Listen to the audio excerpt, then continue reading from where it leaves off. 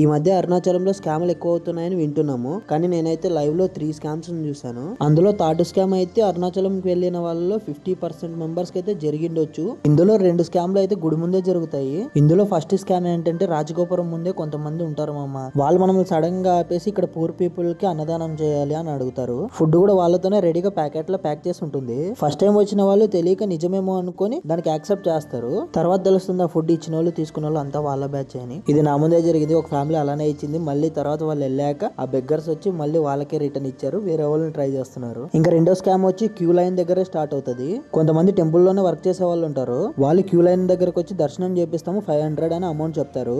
ఇదిగో ఇక్కడ వెళ్తున్న వ్యక్తి అలా వచ్చి చెప్పిన వ్యక్తినే. తను ఇక్కడ వెళ్తున్న ఫ్యామిలీకి చెప్పి అలానే తీసుకెళ్తున్నాడు. కానీ ఇక్కడ జరుగుతున్న స్కామ్ ఏంటంటే మొత్తం 500 కాదు, ఈచ్ పర్సన్ కి 500 అంట. ఇంకా ఆ ఫ్యామిలీ ఏం చేయలేక రిటర్న్ అయితే మళ్ళీ క్యూ లైన్ లోకి వచ్చేసారు.